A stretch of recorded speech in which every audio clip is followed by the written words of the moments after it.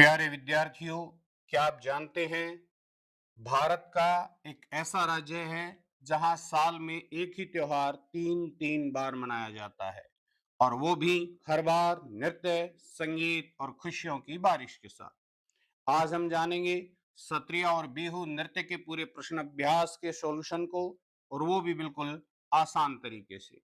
तो प्यारे छात्रों, नमस्कार। मैं हूं विनोद कुमार वेदालंकार और आप देख रहे हैं आपका अपना हिंदी संस्कृत चैनल, जिसका नाम है वीके हिंदी संस्कृत गुरुकुल। आज हम लेकर आए हैं कक्षा 6 की हिंदी पुस्तक मल्हार के पाठ 8 के लिए, जिसका नाम है सत्रिया और बिहू नृत्य, जो कि एक निबंध है। उसका संपूर्ण सॉल्यूशन, उसके प्रश्न अभ्यास की सरलतम व्याख्या। इसके इस कड़ी में जो पहला पॉइंट है वह मेरी समझ से।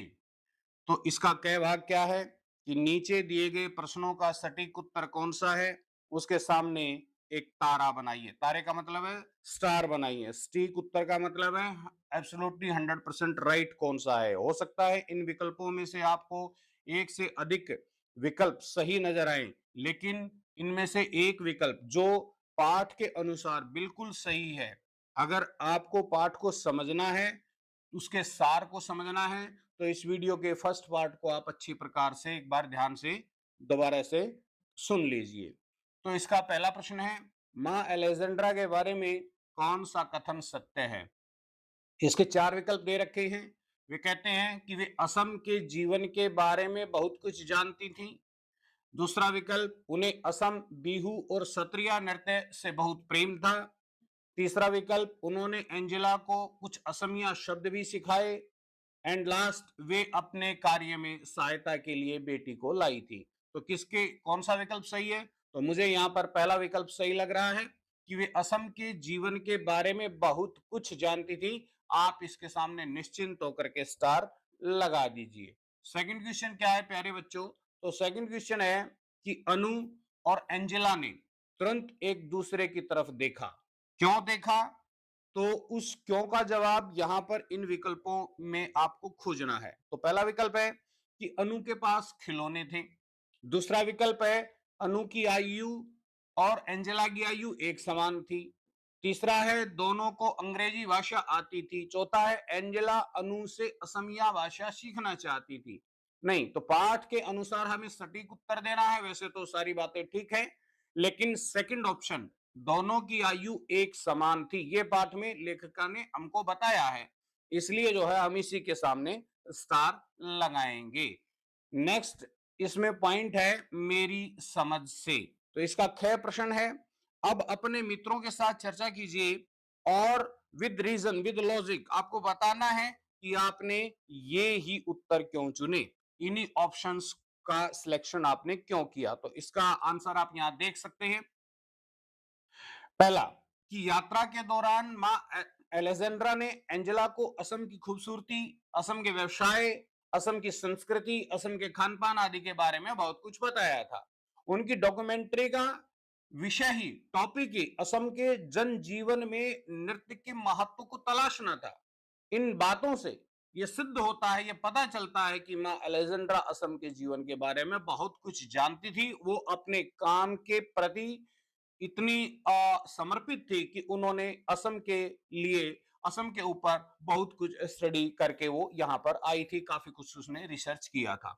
सेकंड का मैंने आंसर क्यों चुना, तो उसके बारे में आप बता सकते हैं कि समान उम्र के बच्चे सहज भाव से ही एक दूसरे के प्रति आकर्षित हो जाते हैं।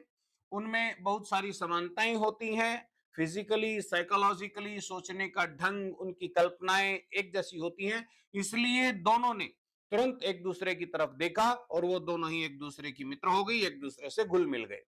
इसमें इस कड़ी में तीसरा बिंदु है मिलकर करें मिलान। तो प्यारे बच्चों, पाठ में कुछ शब्द चुनकर स्तंभ एक में दिए गए हैं, उनसे संबंधित वाक्य स्तंभ दो में दिए गए हैं। आप इस प्रकार से एक अनुसूची बना सकते हैं, जिस प्रकार से आपको स्क्रीन पर दिखाई दे रहा है। तो अपने समूह में इन पर आपको डिस्कस करना है, चर्चा करनी है। और रेखा खींचकर यानी कि अंडरलाइन करके शब्दों का मिलान, सॉरी अंडरलाइन नहीं, पेंसिल से आपको मिलान करना है, उपयुक्त वाक्यांश से उसका मिलान करना है, जैसे मैच इट करते हैं। इसके लिए आप शब्दकोश, इंटरनेट और अपने शिक्षकों की सहायता ले सकते हैं। तो मैं आपका शिक्षक, मेन शिक्षक तो आपका वो है जो आपको क्लास में पढ़ा रहा है, लेकिन मैं आपका को टीचर, ठीक है, मैं आपका ऑनलाइन टीचर विनोद कुमार वेदालंकर, मैं आपको आपकी सहायता के लिए यहाँ बैठा हूं। तो आप इसका आंसर, इसका उत्तर इस प्रकार से दे सकते हैं, जैसे स्तंभ 1 सत्र, तो पहला शब्द है इसमें सत्र, इसको जो छठा बिंदु है उससे आप मिला सकते हैं। ये असम के मठ हैं, वैष्णव मठ है। मैंने जब पाठ पढ़ाया था इस वीडियो के फर्स्ट पार्ट में, तो मैंने आपको अच्छे से समझाया था। इनकी संख्या 500 से भी अधिक है। ये पूजा पाठ और धार्मिक गतिविधियों के स्थान है। सत्रिय नृत्य की उत्पत्ति इन्हीं मठों में या सत्रों में हुई थी। सेकंड शब्द है इसमें बोहाग बिहू, इसको नंबर 4 से मिला सकते हैं कि असम में मनाया जाने वाला एक त्योहार है। यह असम में नए साल की शुरुआत और बसंत के आगमन का प्रतीक है। तीसरा है लंदन, तो लंदन के बारे में तो सब जानते हैं, उसको आप सेकंड पॉइंट से मिला सकते हैं कि यूनाइटेड किंगडम यानी यूके और इंग्लैंड की राजधानी है। नेक्स्ट चौथा शब्द है इसमें गुवाहाटी, तो गुवाहाटी के बारे में भी आप बहुत कुछ जानते हैं, इसको 5वें पॉइंट से मिला सकते हैं कि भारत के असम राज्य का एक प्राचीन और सबसे बड़ा नगर है। ठीक है जी। अगला है ब्रिटिश अकादमी, तो ब्रिटिश अकेडमी के बारे में आप बता सकते हैं, इसको नंबर 3 से मिला सकते हैं कि यूनाइटेड किंगडम देश की एक सरकारी संस्था है, यूके की एक सरकारी संस्था है, जिसके द्वारा जो हमारी यहाँ पर एंजेला की मदर है उनको अनुदान मिला था इस डॉक्यूमेंट्री को बनाने के लिए। अगला इसमें पॉइंट बचता है नंबर 6, नंबर 6 है 20वीं शताब्दी, तो इसको नंबर 1 से मिला देंगे। ग्रेगरी कैलेंडर के अनुसार 1 जनवरी 1901 से 31 जनवरी 2000 तक का जो समय है उसको क्या कहते हैं, 20वीं शताब्दी कहते हैं। ठीक है प्यारे बच्चों, अगला इसमें इस कड़ी में अगला बिंदु है पंक्तियां। ध्यान से पढ़िए क्या कह रहे हैं पंक्तियों के बारे में। पाठ में से चुनकर कुछ पंक्तियां नीचे दी गई, ये जो पंक्तियां ये आपके पाठ में से ही हैं, सिलेक्ट करके यहां से निकाल ली गई हैं। इन्हें ध्यान से पढ़िए, इन पर विचार कीजिए, आपको इनका क्या अर्थ समझ में आया है, अपने विचार अपनी कक्षा में साझा कीजिए, अपने फ्रेंड्स के साथ डिस्कस कीजिए और इनको लिखिए। लिखिए शब्द बड़ा इंपॉर्टेंट है, इसका मतलब यह है कि आपको अपनी जो एक्सरसाइज नोटबुक में उसका आंसर लिखना पड़ेगा। तो इसमें क्या प्रश्न है, असम भारत के पूर्वोत्तर क्षेत्र में है, जिसे अपने वन्य जीवन, रेशम और चाय के बागानों के लिए जाना जाता है। जो यहाँ की जो चाय है, असम की जो चाय है वो वर्ल्ड फेमस है। इसके साथ असम में नृत्य की भी एक समृद्ध परंपरा है। तो इसका आंसर आप बड़े प्यार से दे सकते हैं। क्या आंसर है प्यारे बच्चों, कि भारत के पूर्वोत्तर क्षेत्र में स्थित असम राज्य एक विशिष्ट प्रकार के उल्लेखनीय वन्य जीवों और वनस्पतियों के लिए पूरे विश्व में प्रसिद्ध है। यहां पर अनेक वन और राष्ट्रीय उद्यान हैं। आप जब बड़े हो जाएंगे या अपने माता पिता के साथ वहां भ्रमण करने भी जा सकते हैं।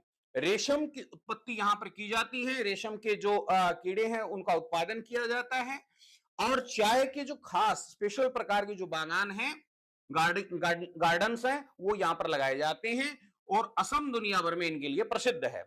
इसके साथ ही साल भर चलने वाले नृत्य, डांस प्रोग्राम भी जो यहाँ की लोकल कल्चरल एक्टिविटीज हैं वो भी यहाँ की सांस्कृतिक परंपरा को समृद्ध बनाते हैं। और असम भारत का वो एक गौरवशाली राज्य है जो प्रत्येक दृष्टिकोण से समृद्ध है और संपन्न है। ठीक है, इस प्रकार से आप इसका उत्तर लिख सकते हैं। सेकंड क्वेश्चन है कि पूरी दुनिया की संस्कृतियों में लोग नृत्य और संगीत से अपनी भावनाओं को व्यक्त करते हैं। बिल्कुल व्यक्त करते हैं। तो आप इसके बारे में क्या डिस्कस करेंगे प्यारे बच्चों। देखिए, नृत्य और संगीत हर्ष और उल्लास को प्रकट करने का एक तरीका है। मनुष्य की अंतर भावनाओं को, उसकी संवेदनाओं को प्रकट करने का एक तरीका है। कई बार ईश्वर, प्रकृति या व्यक्ति विशेष के प्रति आभार प्रकट करने के लिए भी नृत्य और संगीत को माध्यम बनाया जाता है। जैसे भगवान के प्रति जब अपनी श्रद्धा या भक्ति को प्रकट करते हैं, चाहे वो कबीर हो, चाहे वो नानक हो, चाहे वो मीरा हो, तो उन्होंने गा करके अपने भजनों के माध्यम से परमात्मा को रिझाया, परमात्मा के प्रति अपना समर्पण अभिव्यक्त किया। उसी प्रकार से आप पिक्चर्स में देखते होंगे, मूवीज में, फिल्मों में देखते होंगे, जब नायक नायिका भी एक दूसरे के प्रति अपना प्रेम अभिव्यक्त करते हैं या दूसरे वहां पर जो भी सीन क्रिएट किए जाते हैं और अपनी भावनाओं को अभिव्यक्त किया जाता है। मान लीजिए एक बेटी विदा हो रही है और उसके पिता बड़े दुखी है, शादी के समय है, तो वहां पर भी एक प्रकार का, विशेष प्रकार का एक गीत, एक संगीत, एक नृत्य वहां पर बजाया जाता है। संगीत और नृत्य का जीवन में हमारे बहुत बड़ा महत्व है। आज दुनिया भर के देशों में नृत्य और संगीत की समृद्ध परंपराएं विकसित हो रही हैं और जो मानव समाज की भावनाओं को व्यक्त करने का एक सशक्त माध्यम है। आपको भी स्कूल में इस प्रकार की चीजें अवश्य सिखाई जाती होंगी और आप भी इसमें बहुत ज्यादा इंटरेस्ट लेकर के इसको सीखते होंगे, ऐसा मैं मानता हूं। अगला इसमें बिंदु है प्यारे बच्चों, सोच विचार। अब आपकी बुद्धि के विकास के लिए यहां पर काम करने जा रहे हैं। आपने कितना कुछ सोचा है, आप कितना कुछ सोच सकते हैं, आपकी विचार क्षमता को परखने की कोशिश कर रहे हैं। देखिए, आपने ये निबंध पढ़ा और इस निबंध को एक बार आप फिर से पढ़ लीजिए, या आप जो है इस वीडियो का जो फर्स्ट पार्ट है आप उसको अच्छी प्रकार से सुन सकते हैं और निम्नलिखित माने नीचे लिखे के बारे में पता लगाकर अपनी लेखन पुस्तिका में लिखे। अब लेखन पुस्तिका का मतलब क्या है कि आपको अपनी एक्सरसाइज नोटबुक में इन क्वेश्चंस के आंसर नोट डाउन करने हैं, लिखने हैं। तो फर्स्ट क्वेश्चन है इसमें, एंजेला के मन में कई तरह के विचार चल रहे थे। तो उसके मन में कौन कौन से विचार चल रहे होंगे, तो ये आपको अपने कल्पना से, अपने सोच विचार से बताना है प्यारे बच्चों।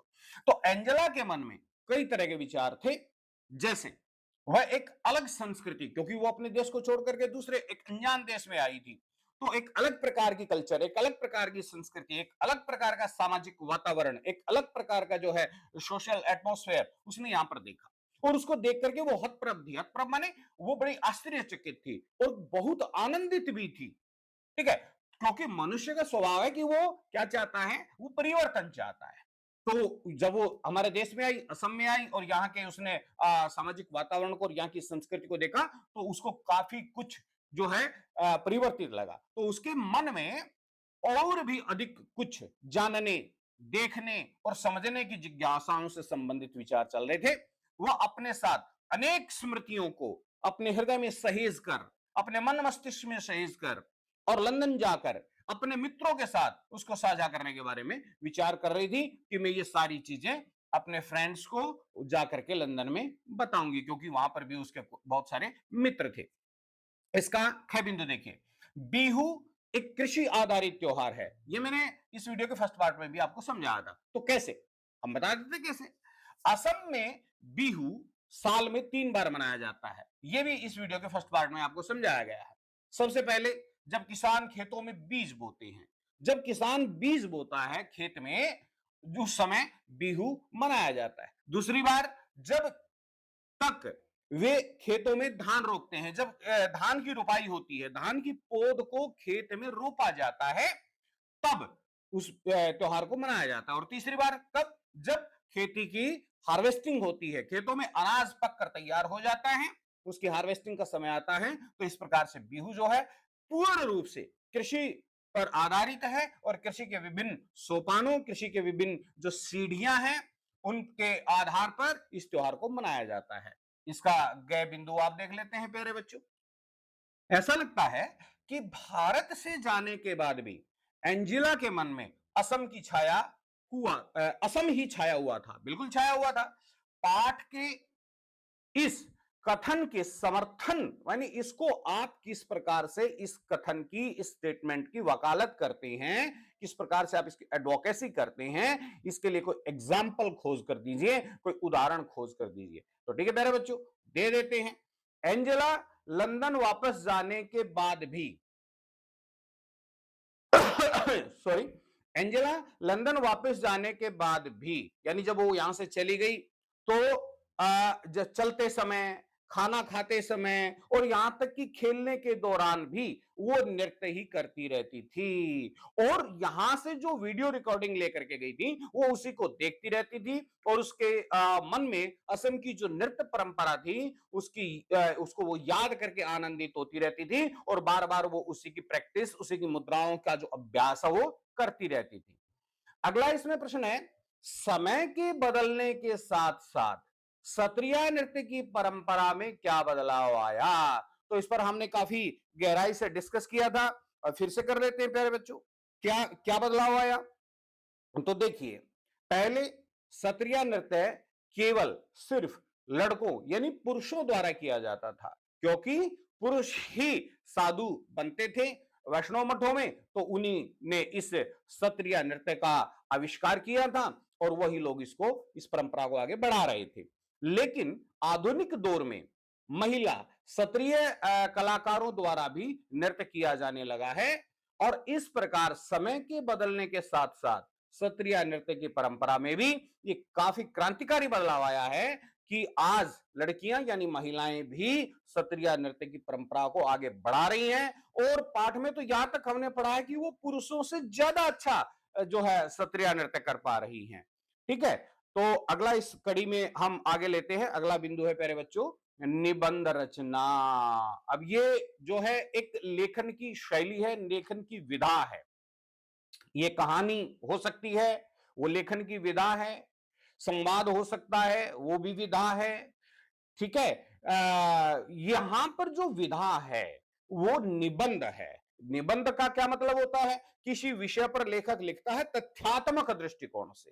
ठीक है जी। तो गुवाहाटी के एक होटल में सामान्य होने के बाद यानी कि नॉर्मल होने के बाद वे उसी शाम पास के एक गांव मलंग में गए। गांव पहुंचने पर मां ने एंजेला को बताया कि बिहू एक कृषि आधारित त्योहार है। असम में बिहू साल में 3 बार मनाया जाता है। तो इन वाक्यों में बिहू और असम का ऐसा रोचक और सरस वर्णन किया गया है कि लगता है मानो हम कोई कहानी पढ़ रहे हो। इस निबंध में वस्तु, घटना, प्रदेश आदि का वर्णन किया गया है। इसमें कुछ भी स्वयं जो कुछ भी स्वयं इसमें देखा गया है इसका वर्णन किया गया है, यानी जो कुछ भी उन्होंने वहां देखा उसको एज इट इज लिख दिया गया। इस प्रकार के निबंधों में घटनाओं का एक क्रम होता है। इनमें आम जीवन की बातें होती हैं, इनकी भाषा बहुत सरल होती है। उदाहरण के लिए होली, दीपावली आदि के बारे में बताना। तो इस पाठ को एक बार फिर से पढ़ना है या आप इस वीडियो के फर्स्ट पार्ट को आप सुन सकते हैं और इसकी बनावट पर आपको ध्यान देना है। इस पाठ की विशेषताओं को पहचानना है और अपनी कक्षा में उसको डिस्कस करना है, लिखना है। जैसे इस पाठ में लंदन से यात्रा शुरू करने से लेकर वापस लंदन पहुंचने तक के अनुभवों का वर्णन किया गया है। ठीक है मेरे बच्चों, तो इसका आप किस प्रकार से उत्तर दे सकते हैं? देखिए, सबसे पहले आप बना सकते हैं, इसमें पॉइंट बना सकते हैं, हेडिंग्स बना सकते हैं। तो पहला हेडिंग आप बना लीजिए, यहां पर क्या, भूमिका। ठीक है, तो भूमिका में आप क्या लिख सकते हैं? तीर का निशान लगा करके, सत्रिया और बिहू नृत्य। पाठ निबंध शैली में लिखा गया है। इसकी प्रमुख विशेषताएं इस प्रकार से हैं। तो नंबर 1, ठीक है, तो नंबर 1 में क्या लिखेंगे आप? उसकी भूमिका। तो भूमिका में पहला पॉइंट आप बना सकते हैं, रोचकता।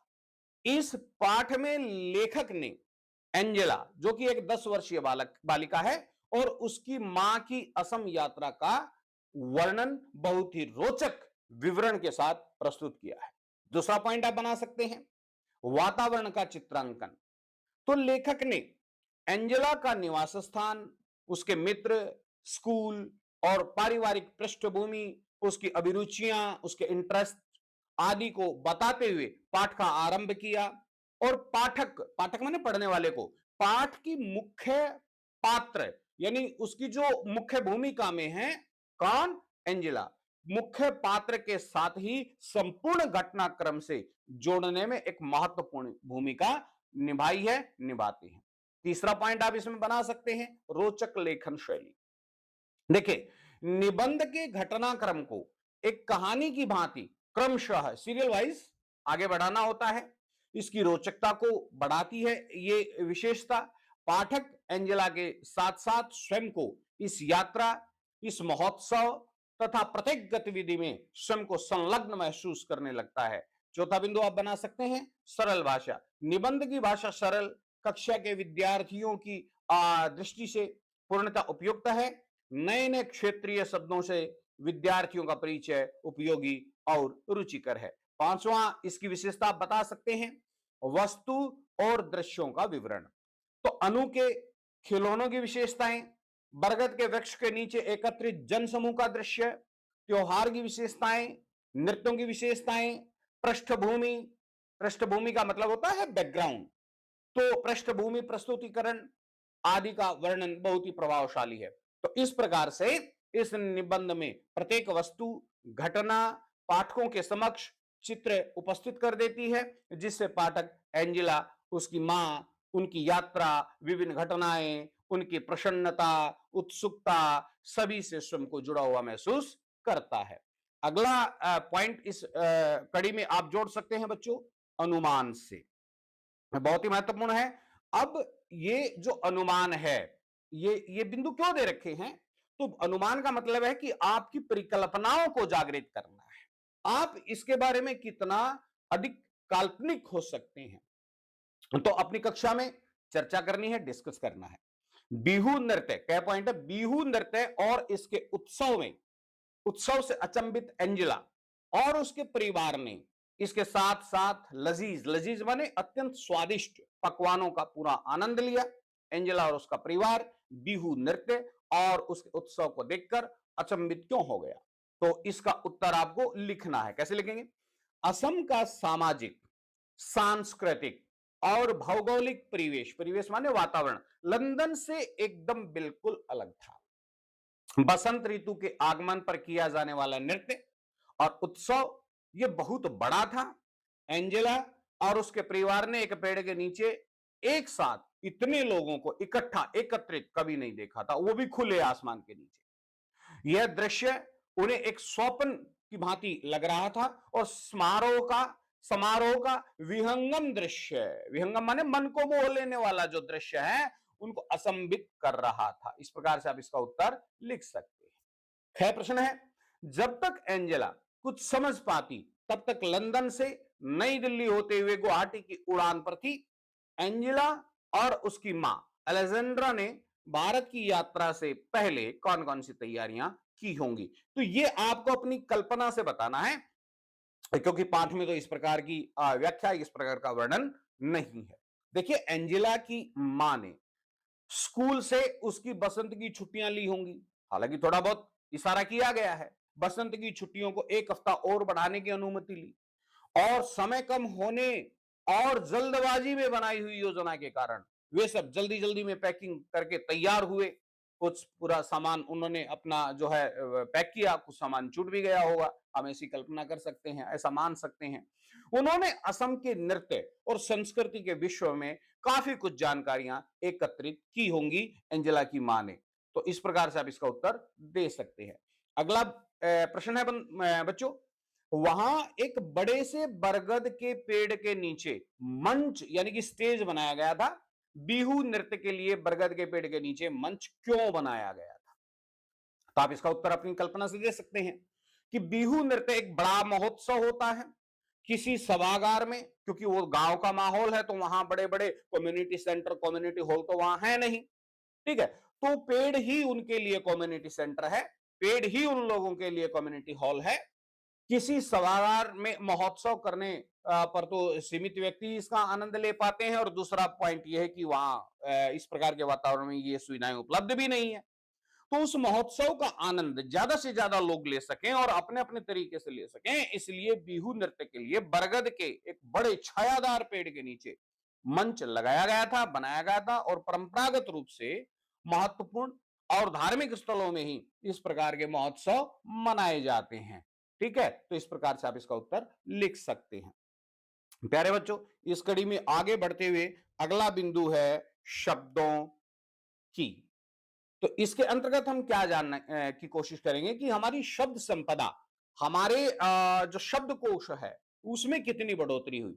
तो नीचे शब्दों से जुड़ी कुछ गतिविधियां दी गई हैं, कुछ एक्टिविटीज दी गई हैं। इन्हें करने के लिए आप शब्दकोश अपने शिक्षक या मित्रों की सहायता ले सकते हैं। तो असम से जुड़े हुए शब्द, तो यहां पर एक डायग्राम आपकी पुस्तक में बना रखा है। तो उस फ्लो चार्ट में आप चारों तरफ जो है, वैसे तो 6 छोटे छोटे क्लाउड्स यानी कि बादल टाइप में बना रखे हैं, तो उनके बीच में ही, उनके अंदर ही आपको पेंसिल से शब्दों को लिखना है जो कि पाठ में प्रयोग हुए हैं और असम से जुड़े हुए हैं। ठीक है, तो यहां पर संकेत भी कुछ दे रखा है। क्या दे रखा है, तो हम इसको पढ़ लेते हैं एक बार। तो असम से जुड़े हुए शब्द, जैसे इसमें संकेत दे रखा है, असम के नृत्य आप बता सकते हैं, असम के त्योहारों के बारे में बता सकते हैं, असम के बारे में बता सकते हैं, असम की भाषा के बारे में बता सकते हैं। तो यहां पर जो है आपको एक टारगेट पॉइंट दे दिया, 3 बिहू, यानी कि बीच में 3 बिहू है। तो चारों तरफ जो है, जो क्लाउड्स है, बादल है, उनमें आपको शब्द छांट कर लिखने हैं। तो मैंने आपको यहां दे रखे हैं, आपको स्क्रीन पर नजर आ रहे होंगे।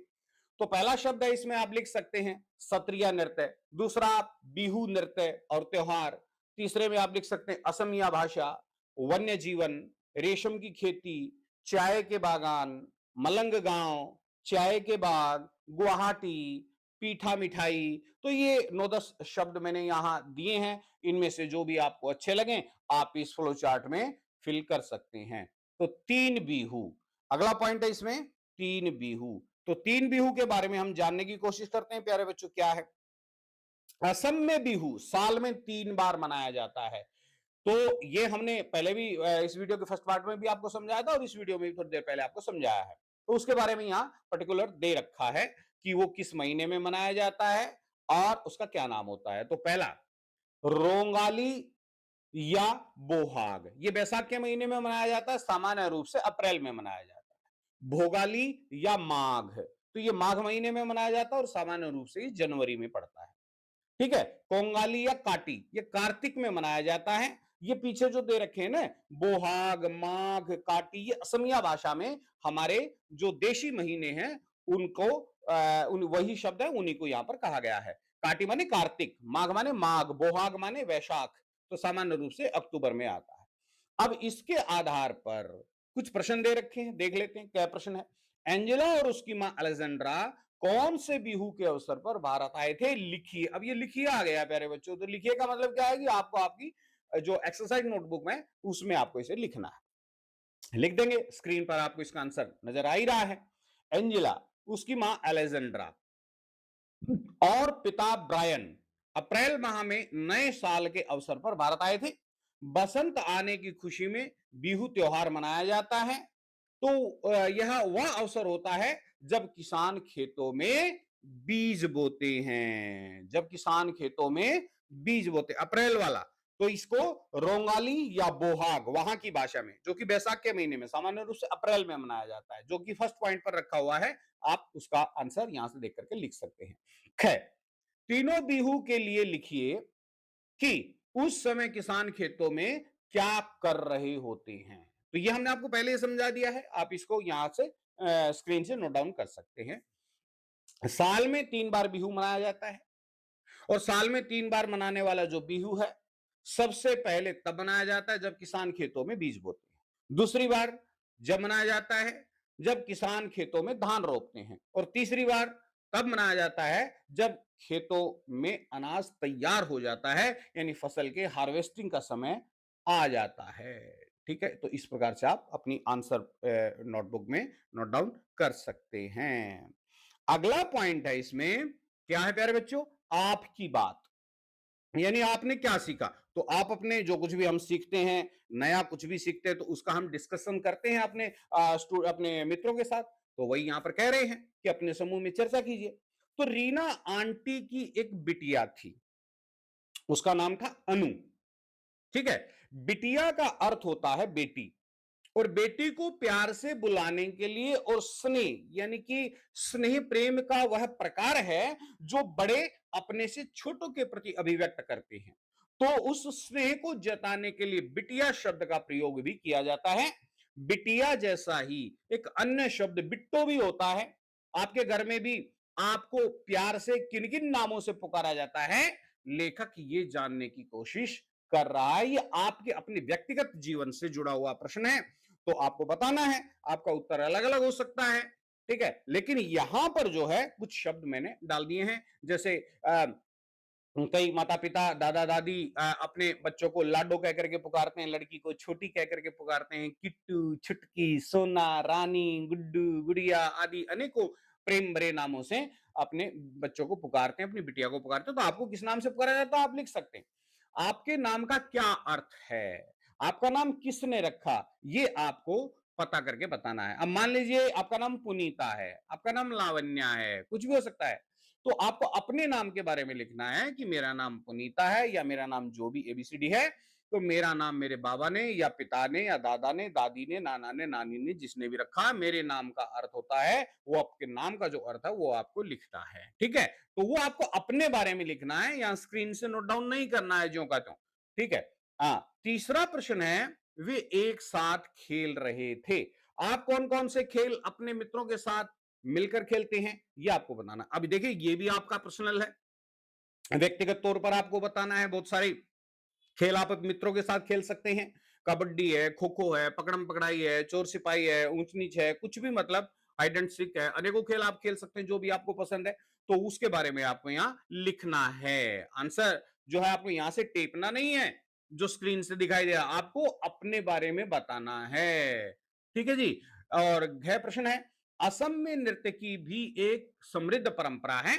आपने इस पाठ में बिहू और सत्रिया नृत्य के बारे में तो पढ़ा।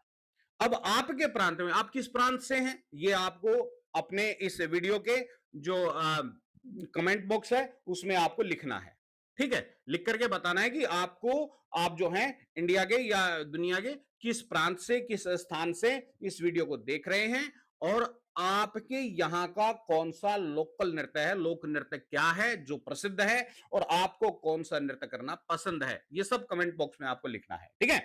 बहुत सारे यहां पर मैंने दे रखे, लेकिन वो आपको अपने बारे में लिखना है, ठीक है जी। तो ये आप सभी विद्यार्थियों के जो प्रश्नों के उत्तर हैं वो अलग अलग ही होंगे। अब अगला शब्द है प्यारे बच्चों, पूर्वोत्तर। पूर्वोत्तर, अब पूर्वोत्तर जो शब्द है उसको ध्यान से पढ़िए। देखिए पूर्वोत्तर शब्द में दो शब्द हैं यहां पर, पूर्व प्लस उत्तर। पूर्व माने ईस्ट और उत्तर माने नॉर्थ। अब असम भारत के पूर्वोत्तर भाग में स्थित है। असम के अतिरिक्त पूर्वोत्तर भाग में, पूर्वोत्तर का मतलब होता है कि आधा पूर्व यानी आधा ईस्ट और आधा नॉर्थ, यानी ईस्ट एंड नॉर्थ के बीच में जो स्थान होता है उसे पूर्वोत्तर कहते हैं। तो वहां पर भारत का यदि आप नक्शा देखेंगे तो भारत का जो नक्शा है, भारत का जो मैप है, भारत का जो मानचित्र है, उसमें असम के अलावा, असम के अतिरिक्त भी भारत के 7 राज्य वहां पर मिलेंगे। 7 सिस्टर्स के नाम से उनको जाना जाता है, ठीक है जी। तो आपको अवसर मिले, आपको मौका मिले, तो इनमें से किस राज्य की यात्रा जरूर कीजिए। इन राज्यों के नाम इस प्रकार से हैं, 8 राज्य हैं। कौन कौन से हैं प्यारे बच्चों, यहां पर दे रखे हैं। क्या? अरुणाचल प्रदेश है, सिक्किम है, मिजोरम है, मेघालय है, त्रिपुरा है, नागालैंड है, मणिपुर और असम। तो ठीक है, तो ये आपके लिए स्वयं के करने के लिए है। अब है टाइम मशीन, अगला बिंदु है इसमें, क्या है? Time machine. तो टाइम मशीन के बारे में बता रहे हैं प्यारे बच्चों। टाइम मशीन, उसे ऐसा लग रहा था जैसे वह आश्चर्यजनक रूप से किसी टाइम मशीन में आकर के बैठ गई। क्या आपने पहले कभी टाइम मशीन का नाम सुना है? बिल्कुल सुना होगा, ये तो कार्टून का युग है तो जरूर सुना होगा। तो टाइम मशीन ऐसी काल्पनिक मशीन है, ऐसी कल्पना करते हैं जिसमें बैठकर बीते हुए या आने वाले, बीते हुए माने पास्ट टाइम, या आने वाले माने फ्यूचर में, ठीक है, तो उसकी दुनिया में पहुंचा जा सकता है। टाइम मशीन को अभी तक बनाया नहीं जा सकता है रियल में, लेकिन अनेक लेखकों ने टाइम मशीन के बारे में बहुत सारी कहानियां लिखी हैं। अनेक फिल्मकारों ने इसके ऊपर बहुत सारी हॉलीवुड और बॉलीवुड की फिल्में बनाई हैं। तो इसके ऊपर पहला प्रश्न दे रखा है, यदि आपको टाइम मशीन मिल जाए तो आप उसमें बैठकर कौन से समय में और कौन से स्थान पर जाना चाहेंगे और क्यों? 3 प्रश्न है इसके अंदर। तो देखिए, यदि मुझे टाइम मशीन मिल जाए, मैं अपने बारे में लिख रहा हूं, तो मैं तो भाई वैदिक काल में जाना चाहूंगा। वैदिक काल का मतलब है वेदों का जो काल था, वैदिक युग, और उस समय के जो ऋषि मुनि हैं, उन ऋषि मुनियों से मैं मिलना चाहूंगा, उनके दर्शन करना चाहूंगा, और उन ऋषि मुनियों से मिलकर उनके दर्शन करके मैं जो है अनेकों प्रकार के जो समाज के कल्याण के लिए, मनुष्य जाति के कल्याण के लिए जो विद्याएं हैं, मैं उनको सीखना चाहूंगा। ठीक है, तो मैं तो अपने बारे में मैंने बताया है, आप अपने बारे में लिख सकते हैं। खैर प्रश्न है इसमें, आपको यदि कोई ऐसी वस्तु बनाने का मौका मिले, अवसर मिले टाइम मशीन की तरह, तो जो अभी तक नहीं बनाई गई है, तो आप क्या बनाएंगे और क्यों बनाएंगे? देखिए, मैं भविष्य को स्पष्ट देखने वाली मशीन बनाना चाहूंगा, जिससे बिना इधर-उधर टाइम गंवाए, टाइम वेस्ट किए, समय गंवाए, बिना भटके और बिना परेशानी के, बिना निश्चित दिशा की ओर जो है परेशानी के जो है एक निश्चित दिशा की ओर बढ़ा जा सके, हम अपने मनुष्य जीवन को एक निश्चित दिशा की तरफ बढ़ा सके। ठीक है जी, अगला बिंदु है इसमें, अगला प्रश्न है, संग्रहालय क्या आपने कभी किसी संग्रहालय की यात्रा की है? संग्रहालय, तो संग्रहालय का मतलब होता है जहां पर खुदाई से मिली हुई या जो प्राचीनतम चीजें हैं उनको संग्रह करके, एकत्रित करके, इकट्ठा करके सजाया जाता है और उनके बारे में बताया जाता है। तो संग्रहालय एक ऐसा स्थान होता है जहां विभिन्न कालों की प्राचीन वस्तुएं देखने को मिलती हैं। कभी कभी संग्रहालय की यात्रा भी टाइम मशीन की यात्रा की जैसी ही लगती है। अवसर मिले तो आप भी किसी संग्रहालय की यात्रा अवश्य कीजिए और उसके बारे में अपनी कक्षा में अपने फ्रेंड्स को बताइए। हाँ देखिए, मैंने हरियाणा में जो कुरुक्षेत्र स्थान है, कुरुक्षेत्र में स्थित जो संग्रहालय है, मैंने उसकी यात्रा की है। वहां पर खुदाई से प्राप्त प्राचीन महाभारत के कई सारे अवशेषों को वहां पर संग्रहित किया गया है, आप भी जाकर के देख सकते हैं। अगला पॉइंट है इसमें खिलौने। तो एंजिला को अनु के खिलौने बहुत अच्छे लगे, जो उससे थोड़े अलग तरह के थे। तो इसके आधार पर कुछ प्रश्न दे रखे हैं। अनु के खिलौने कैसे थे? लंदन में एंजिला के खिलौने कैसे रहे होंगे, ये आपको बताना है। देखिए, अनु के खिलौने लकड़ी, नारियल की जटाओं से बने थे, जो एंजिला के खिलौनों से बिल्कुल अलग थे, क्योंकि एंजिला के पास लंदन में बैटरी से इलेक्ट्रिक जो है खिलौने हैं वो होंगे, या चाबी से चलने वाले खिलौने होंगे। ठीक है, प्लास्टिक की या दूसरे मेटल्स की गुड़ियाएं होंगी, जोकर होंगे, आदि आदि खिलौने उसके पास हो सकते हैं। ठीक है, इस प्रकार से आप लिख सकते हैं। अगला इसमें प्रश्न है, आप घर पर कौन कौन से खिलौनों से खेलते रहे हैं? उनके नाम बताइए। आप 6 क्लास में, तो आपके पास तो खिलौनों की भरमार होगी, तो आप बता सकते हैं कि हम देखो भाई, हम अपने बारे में बता रहे हैं कि हम तो घर में कपड़ों से बनाई हुई गुड़ियां, हमारी जो लड़कियां हैं, लकड़ी के डंडों, लकड़ी के बर्तनों आदि से खेलते रहे हैं। गुड़िया की शादी करना, चाय बनाना, पेड़ पर चढ़ना, चोर सिपाही खेलना, घर घर आदि, ये मतलब हमारे समय के खेल थे बच्चों के, वो खेलते थे। मैंने अपने बारे में बता दिया, आप अपने बारे में बता दो, उसमें क्या दिक्कत है। तीसरा प्रश्न है, भारत के प्रत्येक प्रांत में हाथ से बच्चों के अनोखे अनोखे विचित्र प्रकार के खिलौने बनाए जाते हैं। अलग अलग स्टेट में आप जाकर के देखेंगे। आपके यहाँ जिस भी स्टेट में है, तो आपके यहाँ बच्चों के लिए हाथ से कौन कौन से खिलौने बनाए जाते हैं, ये आपको कमेंट बॉक्स में भी लिखना है प्यारे बच्चों, ताकि हमें भी पता चले। तो हमारे यहाँ हाथ से बने हुए कुत्ते, बिल्ली, खरगोश, हाथी, चिड़िया, धनुष, बाण, जहाज आदि अनेकों खिलौने बनाए जाते हैं। गया प्रश्न है, भारत के बच्चे स्वयं भी अपने लिए अनेकों प्रकार के खिलौने बना लेते हैं। आप भी तो कागज, मिट्टी आदि से कोई ना कोई खिलौना जरूर बनाना जानते होंगे। आप अपने हाथों से बनाए किसी खिलौने को कक्षा में ला करके दिखाइए और उसे बनाने का तरीका भी सबको समझाइए। तो ये आपको खुद करना है और इसको आप अपने एक प्रोजेक्ट के रूप में, अपनी एक परियोजना के रूप में आप इसको पूरा कर सकते हैं। ये आपके लिए बहुत अच्छा होगा, ये आपकी मल्टीपल असेसमेंट हो जाएगी। ठीक है, आगे चलते हैं। सब्जेक्ट एनरिचमेंट के साथ भी ये जो है आप इसको इंक्लूड कर सकते हैं। क्या पॉइंट है, अगला बिंदु है इसमें पत्र। मान लीजिए आप एंजेला हैं, आप लंदन वापस लौट चुकी हैं और आपको भारत की बहुत याद आ रही है, असम की बहुत याद आ रही है। अपनी सखी अनु को पत्र लिखकर बताइए कि आपको कैसा अनुभव हुआ। ठीक है प्यारे बच्चों, तो आपको अपना एक्सपीरियंस बताना। तो यहां पर मैंने एक पत्र दे रखा है, तो आप उस पत्र को जो है पढ़ करके लिख सकते हैं। प्रिय अनु, नमस्ते, आशा है तुम ठीक होगी। अनु, मैं लंदन वापस आ गई हूं, पर ऐसा लगता है जैसे असम मेरे साथ ही आ गया है। वहां तुम्हारे साथ खेले गए खेल, तुम्हारे खिलौने, तुम्हारी बातें, नृत्य महोत्सव, सब कुछ मुझे बहुत याद आते हैं। मैं प्रायः वहां की वीडियो देखती हूँ। मैंने अपने स्कूल में बिहू नृत्य की प्रस्तुति दी थी, सभी को नृत्य बहुत अधिक पसंद आया, जबकि मुझे अभी बहुत अच्छा नृत्य करना आता भी नहीं है। मुझे जब कभी असम आने का अवसर प्राप्त होगा, मैं तुमसे मिलने जरूर आऊंगी। अगर तुम्हें लंदन आने का मौका मिले तो तुम जरूर आना। मुझे तुम्हें बहुत कुछ दिखाना है और बताना भी है। मैंने अपने दोस्तों को तुम्हारे बारे में बताया, वे सब भी तुमसे मिलकर जरूर खुश होंगे, प्रसन्न होंगे।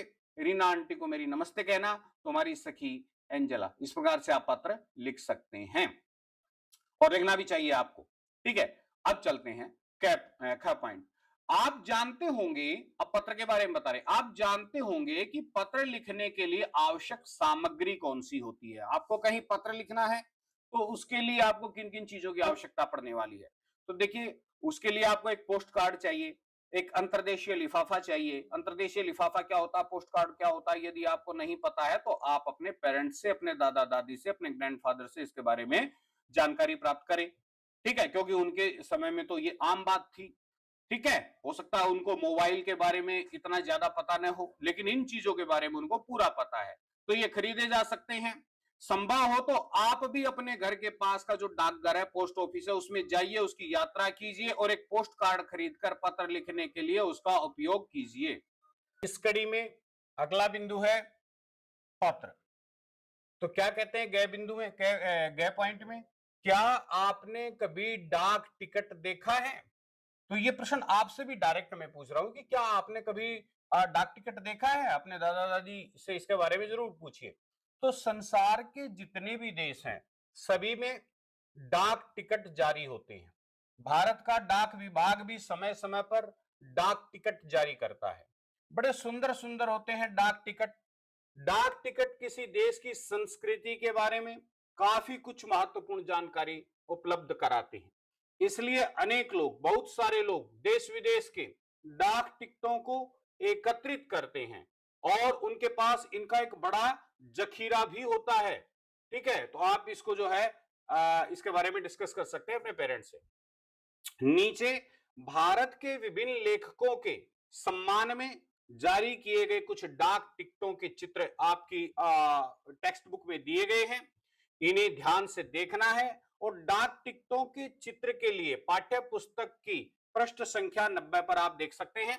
बहुत सारे पिक्चर्स, बहुत सारी तस्वीरें डाक टिकटों की वहां पर दे रखी हैं। आपको इनमें से कौन सा डाक टिकट सबसे अच्छा लगा और क्यों, तो आप अपने बारे में बता सकते हैं। मैंने अपने विषय में बताया, आप अपने बारे में बता सकते हैं कि मुझे इनमें से सुभद्रा कुमार चौहान, जो एक महान लेखिका थी, उन पर जारी एक डाक टिकट मुझे सबसे अच्छा लगा, क्योंकि वे मेरी प्रिय कवित्री हैं। मुझे उनकी रचनाएं पढ़ना बहुत अधिक पसंद है। इसी प्रकार आप भी अपनी पसंद के बारे में यहां लिख सकते हैं। अगला प्रश्न है, इसमें डाक टिकटों पर लेखकों के बारे में कौन कौन सी जानकारी दी गई है। तो इसका उत्तर आप लिख सकते हैं। डाक टिकटों पर लेखकों का एक छायाचित्र होता है, उनकी तस्वीर होती है, पिक्चर होती है, और हिंदी और अंग्रेजी में उनका नाम लिखा हुआ होता है।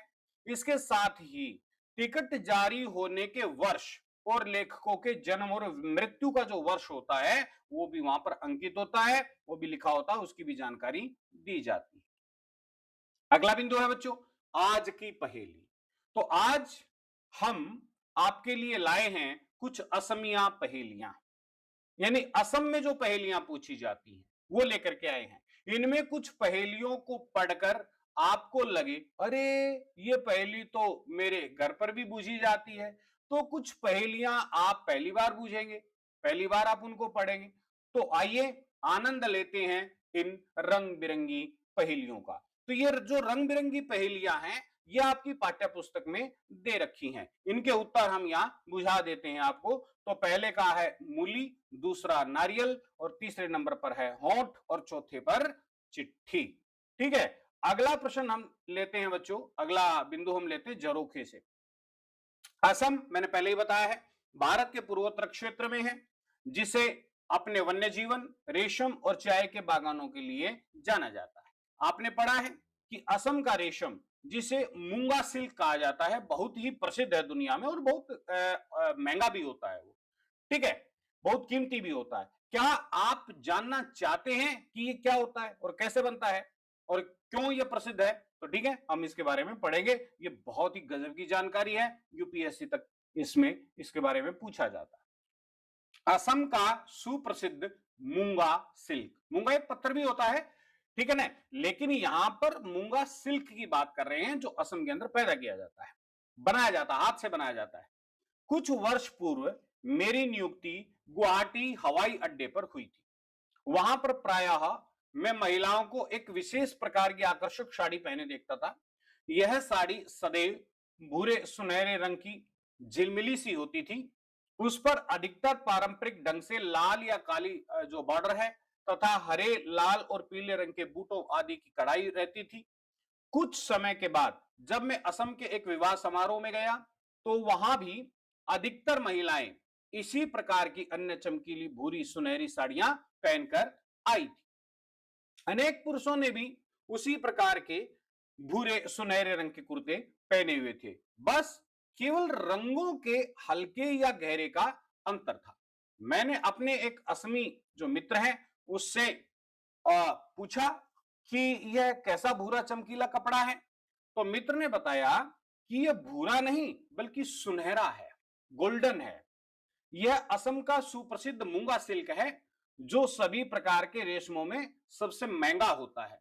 मूंगा का असमिया भाषा में अर्थ है पीला या गहरा भूरा, और इसकी सबसे बड़ी विशेषता है कि संपूर्ण विश्व में यह केवल असम तथा देश के पूर्वोत्तर राज्यों में ही तैयार किया जाता है। ठीक है, यह असम को प्रकृति द्वारा दिया गया एक अनमोल और अद्वितीय उपहार है।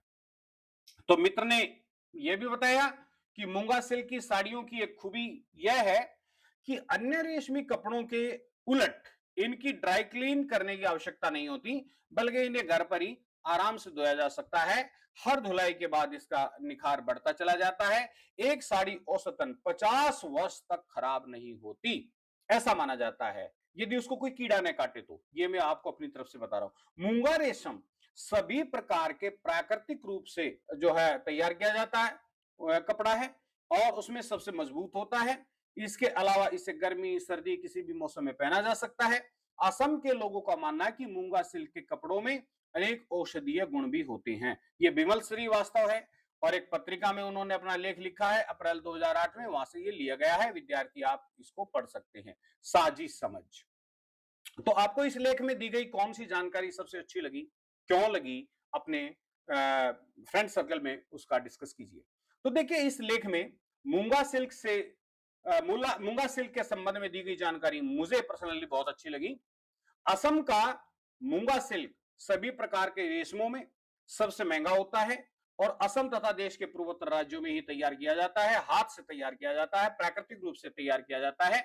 यह जानकर मुझे बहुत आश्चर्य हुआ कि इससे बनी हुई साड़ी लगभग 50 साल तक खराब नहीं होती और हर धुलाई के बाद निखार इसका बढ़ता चला जाता है। इसे सर्दी गर्मी किसी भी मौसम में पहना जा सकता है। चलो बच्चों, इस पाठ के